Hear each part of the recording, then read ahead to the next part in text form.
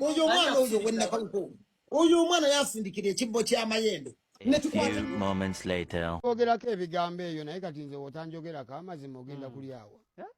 Eby'omuyimbi David Lutalo tebinaggwa kaakati nno King Saha naye uwono munagati avuddeyo n'akakasa agambye nti nze okunjogerako munnange mpozi ng'oyagala content ate wootaamwogereko munnange obeera ogenda kulyawa esayidi eno jjukira nti nno bino bibadde biti nga Lily Puzzle we yabadde munnange ku live ya Bruno K yayogedde nga nnyo munnange ku mwana mulenzi King Saha so maaso awo ngenda kubeera nga mbikuzanyiramuko David Lutalo naye muganda wange akyawanda muliro maaso awo ngenda kubeera nga mbikutuusaako bampita Jaminati nsinza ku Jaminati Yogi wabula kanshike nkutegeeze nti kasita obeera nga tonaba kulayikinga video ogirayikinge kosa ate n'okusubscribinga kasita obeera nga tonaba ino kansooke nkutandise munnange ate ne King Saha. King Saha bw'ati bw'avudde munnange ate n'ayogera. Oyo mwana oyo wenna kauko. Oyo mwana yasindikira ekibbo ky'amayendo. Ne tukwata ennyumba yonna obutaalanga bumyasa. A few moments later. Ogerako ebigambo eyo naye kati nze wotanjogerako amazima ogenda kulyawa. Wotagerako nze ogenda kujjawo emmere. Wala odinze data wo oyagala follow. Yogira kunze. Tokonaabona na kutunda bintu biri mu dduuka lyo. Okusinziira wali munnange ate ku statement Lily Puzzle ng'ali ku interview munnange ate eya Bruno K. Mugana wange David Lutalo waliwo embeera gye ndaba egenda mu maaso ku social media wavuddeyo ku interview emu n'obaako ebigambo by'oyogera mu bigambo bye wayogedde oyina omuntu gwe wayogeddeko n'okutuusa essaawa ya leero tonnamwatula nti yali emabega w'abantu abakuvuma era yali emabega w'okulwanyisa omuntu oyo waganye okumwogera n'okutuusa essaawa ya leero mu mboozi eyo abantu ndaba bagezaako kugitaagingamu muganda wo King Saha gwe mmanyi bulungi nti okimanyi gwe ne Saha muli ba Luganda nze nkimanyi ate naawe okimanyi kubanga mbadde ngamba laba n'ekitiibwa Saha kyakuwa okimanyi nti ekitiibwa kyakuwa akuwa ekitiibwa kya muganda we olinga muganda we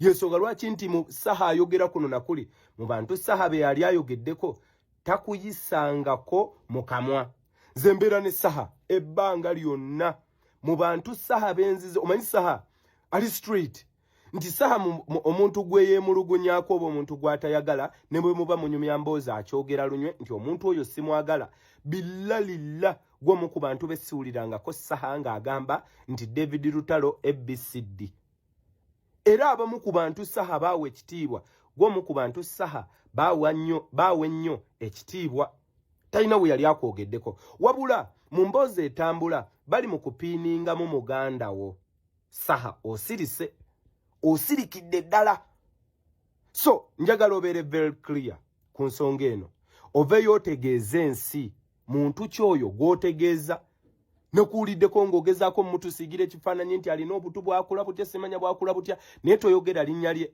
kati abantu batandise emboozi oyo gipiiningamu Saha osirise olina ne live gye wabaddeko jjo ekiro ng'eriko omuvubuka Saha gwe yali asuwadde ssente ng'afa ez'ebyenda omuvubuka oyo obwedda alinyirira Saha nga still osirise obwedda omuvubuka oyo alinyirira Saha ng'osirise so muganda wange Lutankome bwe tuva ku kyalo kye kimu ebalitta Bulemeezi njagala obeere very clear bw'oba olina obuzibu ku Saha ng'otegeeza Saha vaayo okitegeeze okyogere bw'oba otegeeza muntu mulala era vaayo okitegeeze ensi nti sitegeeza Saha bagezaako piininga Saha mu bino kyemukola si kituufu kuba Saha talina we yali akwogeddeko otherwise Saha bw'anaasituka mwene ensonga ojja kwagala okugezaako jjizza mu nteeko nga kirireeti ojja kwagala okugezaako okujjizza mu nteeko nga kirireeti vaayo obeere clear mweno ensonga kaakati nno abamu babadde batandise dda munnange ate ensonga za David Lutalo nga batandise munnange ate ozitaagingamu omuyimbi King Saha ate n'ekirala nti nno Lily Puzzle naye abadde munange ate ku live eno. David Lutalo kwabadde ku live munange wali eya Bruno K wali ku mukutu munange ate ogwa TikTok. So ebya David Lutalo bikyagenda mu maaso nga bituledinga munange ate okwetoloola okusinziira nno wali ku katambi we yavaayo n'agamba nti nno asoma ennamba ye abaagala munange ate omubuukinga. So entabwe eviiridde ddala awo. Waliwo akagurupu kalinga k'abantu 2 ne kakama kaabwe. Akagurupu kalinga k'abantu 2 ne kakama kaabwe naye banfukidde ekizibu. K'abantu 2? Mukama waabwe naye abeera ku mutimbagano. Kate kavaako. Ndi mukoowu nnooli. Omukoowu ali yatuuka kubanga akooye akamanyiro. David Lutalo ate omumazeemu nnyo amaanyi.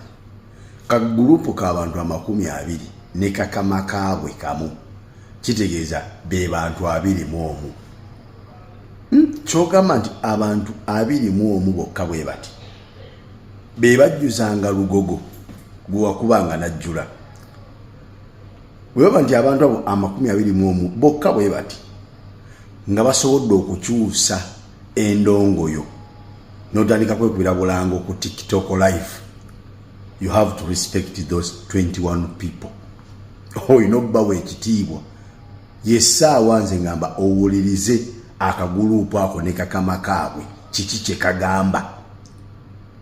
Bwe kaba nga akagurupu ako ke kajjuzanga Lugogo, kuba sisuubira nti omuntu eyajjuzanga abantu Lugogo 60,000, 50,000, 2,000, 3,000 ne kuvaako just abantu 21 noba nga tokyasobola kujjuza Lugogo. Noseera okyaga nti kagurupu k'abantu 21 olina okutuula wansi owulirize kagurupu ako ak'abantu 21 kiki kye kagamba. Kyekisobola okuzza engulu endongoyo nga bwe yali kyekisobola okuzza ku top. Oba okitegeera?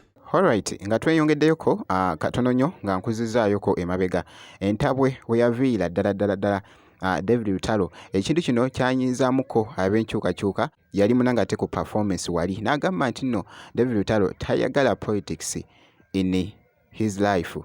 Era n'agamba nti tayagala muntu ayabula bantu oba pate ki. Okategedde bulungi. Kaakati nno entabwe eyo neeva eyo. So nga bw'olabye nga ayogera munange ate ku interview nti waliwo munange ate ka group akamulwanyisa nga bw'owulidde mu interview. Naye nga tuzze mu kya music just okuva wali we yayogera we yavaayo ku interview n'agamba nti ng'asoma ennamba ye eya booking bikutte nnyo munange ate vibe era nga bigenze nnyo munange ate viral. Era nga David Lutalo avuddeyoko n'afulumya n'oluyimba agambye n'abagamba nti nno embuzi ku nkondo lwe luyimba lwafulumizza. Era kasita obeera nga tunabagenda kuluceekingako genda kati oluceekinge. Naye muganda wange akatambi just ke yatadde munange ate ku TikTok ngenza okukola video nga kali mu 1.3 million views wali munange ate ku mukutu ogwa TikTok. Kiraga nti ate amawulire ge gabadde gakutte munange ate vibe okwetoloola eside. So kyolina okukola kusigala nga weekuumidde ku Jaminati Yogi. Ebisigadde byonna tujja kubeera nga tubikutuusaako gwe kasita obeera ng'osubscribinze.